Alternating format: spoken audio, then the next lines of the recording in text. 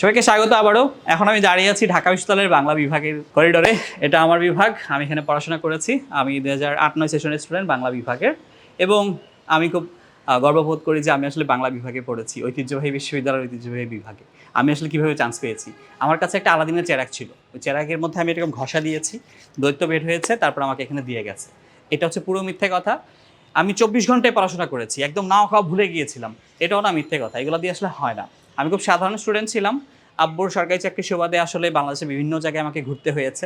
Finally আমি HSC পাশ করেছি হবিগঞ্জ জেলা, মানে সিলেটের হবিগঞ্জ জেলার মাধবপুর থানার একটা কলেজ থেকে। কলেজের নাম হচ্ছে ধর্মগড় ডিগ্রি কলেজ। খুব সাধারণ কলেজ, আমার বাসার কাছাকাছি ছিল, সেই জন্যই পড়া। তো ওখান থেকে যখন এইচএসসি পরীক্ষা শেষ করলাম, তখন হচ্ছে ময়মনসিংহে গিয়েছিলাম আমার বাড়িতে, বেড়াতে গিয়েছিলাম আপুর বাসায় আর কি। আপু থাকতো, আপু দুলাভাই ময়মনসিংহে। তো সেখানে যাওয়ার পরে আমার দুলাভাই আমাকে বললো যে বিশ্ববিদ্যালয়ে ভর্তির জন্য তো কিছু পড়া উচিত। আমি বললাম যে কী করা যায়, কী পড়বো। দেন হচ্ছে আমাকে একটা বই কিনে দিয়েছে যে এই গাইডটা পড়লেই হয়ে যাবে। তো আমি মোটামুটি পড়ছিলাম বইটা। তো একদিন হচ্ছে উনি আমাকে একটা কোচিংয়ে নিয়ে গেলেন যে এখানে পড়লে কিছু না কিছু হবে। তো আমি কোচিংয়ে গেলাম। ওটা হচ্ছে রেজাল্টের কয়েকদিন আগে আর কি, যে ঠিক আছে বাসায় যেতে ভয় পাচ্ছি, রেজাল্ট কী না কী হয়, এখানেই থাকি। তো আমার ভাইয়া যখন ওখানে নিয়ে গেলেন, আমি বেশ কিছু ক্লাস করলাম, দেখলাম যে ভালোই তো, নিজে নিজে পড়লে যে প্রেশারটা হয়, যখন কোনো অভিজ্ঞ ইনস্ট্রাক্টররাও কোনো একটা অভিজ্ঞতা শেয়ার করে বা পড়াটা গুছিয়ে দেয়, তখন কিন্তু প্রস্তুতিটা সহজ হয়। এবং আমি আমার বাসায়, আমার বোনের বাসায় থাকার সময় ময়মনসিংহে যে কাজটা করেছিলাম, বই দেখে যতটুকু পড়তাম 3 দিনে, দেখতাম যে কোচিংয়ে এই ঢাকা বিশ্ববিদ্যালয়ে যারা পড়াশোনা করেছে, দীর্ঘদিন ধরে পড়াচ্ছে অ্যাডমিশন টেস্টে, এরা যখন আমাকে এটা পড়াচ্ছে, আমার 3 দিনের পর এরা 3 ঘন্টায় পড়ায় ফেলতে পারছে। বিষয়টা আমার কাছে দারুণ লাগলো। এবং বলতে গেলে বলা যায় যে আমি সেই কোচিংয়ে, যে কোচিংয়ে পড়তাম আর কি ময়মনসিংহের, ওটা রেজাল্ট পরবর্তী ব্যাচ বলা যেতে পারে। কারণ আমার আসলে এত আগ্রহ ছিল না, বা আমি জানতাম না যে এত কিছু হয়, যেহেতু সিলেটের প্রত্যন্ত এলাকা থেকে এসেছি আমি। আব্বু আম্মু বলতেন, কিন্তু আসলে কোচিং করতে হবে এটা বুঝতামই না আর কি। তো ফাইনালি আমি এইচএসসিতে ভালো একটা রেজাল্ট করেছিলাম আর্টস থেকে। আর কোচিং করার সুবাদে হ্যাঁ, কোচিংয়ের অবশ্যই একটা অবদান আছে আমি বিশ্বাস করি। কারণ হচ্ছে যে ভাইয়ারা আমার ক্লাস নিতেন, তারা দীর্ঘদিন ধরে পড়াতেন বাংলা, ইংলিশ, জিকে, এবং এরা কঠিন বিষয়টাকে সহজে আয়ত্ত করার জন্য নানা রকম গল্প বা টেকনিক দিতেন, যেটা সহজে শেখার ক্ষেত্রে গুরুত্বপূর্ণ ভূমিকা পালন করতো। এবং আমার কপালটা খুব ভালো ছিল যে আমার ইংরেজি শিক্ষক ঢাকা বিশ্ববিদ্যালয়ে পড়াশোনা করতেন ইংরেজি বিভাগেই। বাংলায় যিনি পড়াতেন, অনুপ ভাই, আমি নাম বললাম, অনুপ ভাইকে আমি খুব শ্রদ্ধা করি, ওনার কাছে বাংলা শিখেছি আসলে খুব ভালো করে। উনি আমার এই বিভাগের বড় ভাই, এখন উনি বিশাল বড় অফিসার, ওকে, অগ্রণী ব্যাংকের, বাংলা থেকে অগ্রণী ব্যাংকে চলে গেছে আর কি। বাট এরকম হয়, যে কেউ পড়াতেন, খুব গর্জিয়াস একজন মানুষ। আমি নাম ভুলে গেছি, অনেক খেলা আগের কথা, সেই 2008 সালের কথা।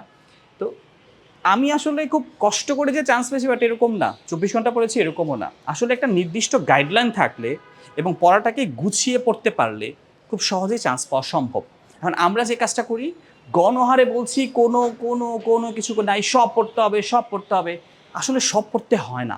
বিশ্ববিদ্যালয়ে চান্স পাওয়ার জন্যে প্রপার একটা গাইডলাইন দরকার। আমার কপাল ভালো যে আমি সিলেটের একটা প্রত্যন্ত এলাকা থেকে এসএসসি পাস করে এসে একটা প্রপার গাইডলাইন পেয়েছিলাম, এবং সেটা থেকে আমি ইন্সপিরেশন নিয়েছি। আমি আমার এই বিভাগে ঢাকা বিশ্ববিদ্যালয়ের বাংলা বিভাগে ভর্তি হয়েছি, এবং আমিও সেই চেষ্টাটাই করেছি। সেই 2009-এর শুরু থেকে আমি সেই চেষ্টাই করছি এখন পর্যন্ত, যে এই প্রপার যে গাইডলাইন বিশ্ববিদ্যালয়ে যাওয়ার, সেই গাইডলাইনটা প্রদান করা। এবং আল্লাহর অশেষ রহমতে আমি যখন আমার বিভাগেও আসি, আমার ইউনিভার্সিটিতেও আসি, যেখানেই যাই কাউকে না কাউকে পাই যারা এই প্রপার গাইডলাইনটা পেয়েছে, আমি প্রাউড ফিল করি। আমি মনে করি যত সহজে আমি চান্স পেয়েছি গাইডলাইন পেয়ে, সবাই পাওয়া উচিত। কিন্তু সেই ক্ষেত্রে গাইডলাইনটা একটা ফ্যাক্ট। এই সকল কি বলা যায়, নানা রকম পুরস্কার, নানা রকম এটা ওইটা, ফুল দেওয়া, মিষ্টি খাওয়ানো, ফার্স্ট হয়েছে। আর ফার্স্ট হওয়ার তো আসলে কনসেপ্ট না, এক কোচিং থেকে একজন ফার্স্ট হয়েছে ওইটা দেখে সবাই ঝাঁপিয়ে পড়লে তো হবে না। কারণ ও যে ফার্স্ট হয়েছে সবাই তো ফার্স্ট হবে না, ফার্স্ট হওয়ার দরকার নেই। এখানে যে ফার্স্ট হয়, সে যে ডিপার্টমেন্টে পড়ে, ওই ডিপার্টমেন্টে আরও 100 জন পড়ে, এরা ফার্স্ট হয়নি, একই। এই ফার্স্ট হওয়ার পিছনে দৌড়ানোর দরকার নাই। মেধা ভালো থাকলে, সঠিক গাইডলাইনটা থাকলে, আমি যদি একটা সিলেটের প্রত্যন্ত অঞ্চল থেকে এসে ঢাকা বিশ্ববিদ্যালয় সহ টোটাল 5টা বিশ্ববিদ্যালয়ে চান্স পেতে পারি, তোমার পক্ষেও পাওয়া সম্ভব।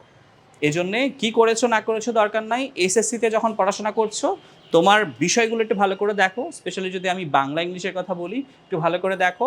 অ্যাডমিশনের সময় একজন প্রপার ইনস্ট্রাক্টর চুজ করো, ইনশাল্লাহ চান্স হবে, অবশ্যই হবে। আমার জার্নি খুব সহজ ছিল, সত্যিই সহজ ছিল।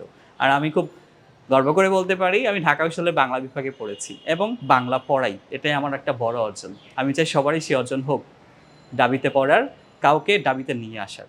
সবার জন্য সেই দোয়াই থাকলো।